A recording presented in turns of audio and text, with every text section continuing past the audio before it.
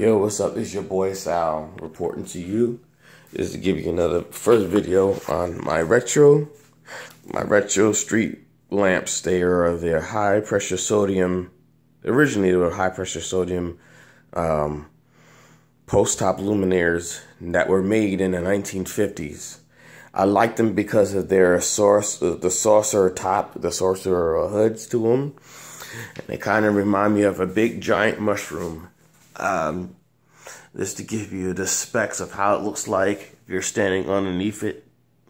Some of you might see these in the northern states of the United States. So the northern states, they're rarely in the south.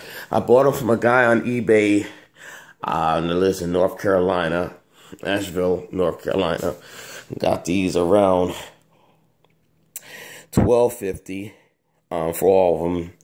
They originally were $2.99 a piece because they came on 15-foot poles, but eliminated the poles because I'm gonna put them on 8-foot because 15 is too high, and no one's gonna want to have a ladder to maintain it for it to be that long. So, and usually it's gonna go in my backyard. So anyway, I have 5 of these. This is 1 out of 5.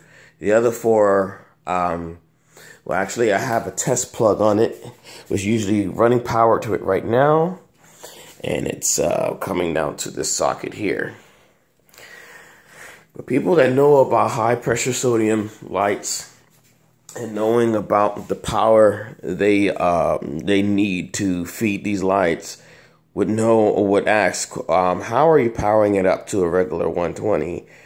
When it acquire much wattage and voltage, doesn't it burn out your outlets?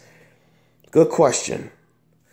And I'm going to show you in a second. I want to show you some other features, like this J they have in front of this glass. It's a type 5. And it has that weird looking symbol, this J right there. I love that looking J. It's kind of wicked looking. It's a backwards J. And you got the type 5 here. And it's from Stragner Lighting Incorporated. I think you make that at Stragner or something like that. But I used steel wool because these things were pretty dirty looking and it had a lot of oxidation on it. But I got it to look pretty nice. They were kind of dirty when it got to me. But anyway, enough about that. What I've done on the inside, they had a ballast and they had a capacitor. Everybody that knows high pressure sodium HPS bulbs, they require a capacitor and an igniter for some, and also a ballast. Now, instead of using the high pressure sodium, it took me decades and decades and decades. I would say that as far as figure of speech, I would say about a couple of years to look for LEDs or some type of bulb that can give this peachy salmon sunset color as high pressure sodiums look at night.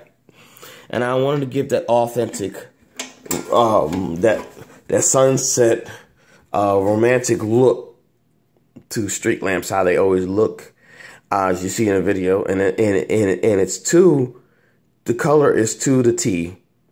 And what I'm using is the new Edison bulbs they came up with 2.5 years ago. I didn't know that they'd had it, but they had LED strips in there instead of the filament that they use for the Edison vintage bulbs. And they have a golden color around the glass to kind of give it more of that orange yellow look. And it works perfectly for what I need. This one is 6 watts. I'm getting 5 more bulbs in. That's going to be 8 watts. And 8 watts is equivalent of a 100-watt incandescent bulb, which won't take much power at all because of it being at 8 watts. And it's going to be ran outside with a photocell box, so that way they can be powered up at night. And if you want to latch it back, all you got to do is see.